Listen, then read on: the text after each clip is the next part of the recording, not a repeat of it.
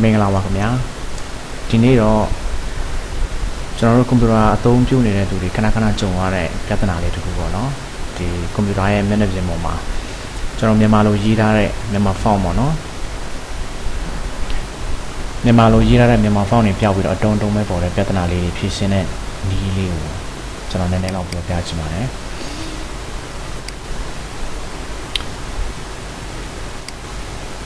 များသောအားဖြင့်အဲ့လိုမြန်မာသားပျောက်သွားတဲ့ကိစ္စဘယ်လိုကြောင့်ဖြစ်တာလဲဆိုတော့များသောအားဖြင့် desktop မျက်နှာပြင်ကိုပြောင်းလိုက်တဲ့အချိန်မှာအဲ့လိုမျိုးတွေဖြစ်တတ်ပါတယ် desktop မျက်နှာပြင်ပြောင်းလိုက်တဲ့အချိန်မှာဖြစ်တာအဖြစ်များတာကိုကျွန်တော်တို့တွေ့ရပါတယ်ဒီမှာဟောအခုမြင်နေရတဲ့ပုံစံတိုင်းမှာပဲ4000ခွဲလေးတွေပဲကျန်ခဲ့တယ်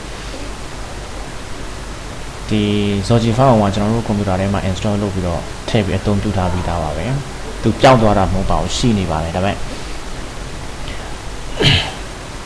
ကျွန်တော်တို့ဒီပေါ့နော်နောက်ခံ background ပြောင်းလိုက်တဲ့အချိန်မှာဒီ background မှာပေါ်တဲ့စလုံးပုံစံပြောင်းသွားတဲ့အတွက်ကြောင့်သူ့ကိုမမြင်ရတော့တာပဲဖြစ်ပါတယ်အဲ့တော့ဒီအခုကျွန်တော်တို့ icon မှာပေါ့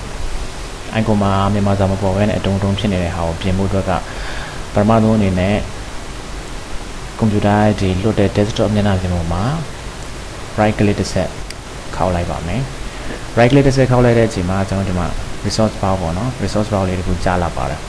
အဲ့ resource bar ထဲမှာအောက်ဆုံးမှာရှိတဲ့ဒီ personal line ဆိုတာကို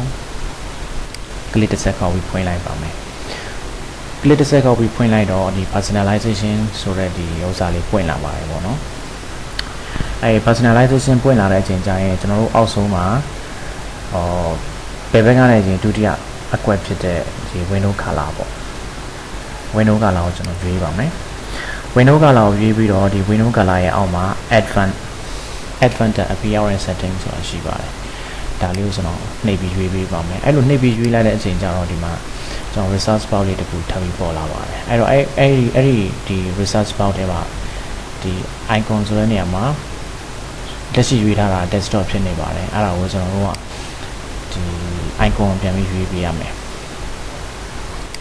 icon ရွေးပေးလိုက်တယ် icon ရွေးတဲ့အချိန်ကျတော့အောက်မှာတွေ့ရဒီ icon မှာပေါ်ဖို့အတွက် font က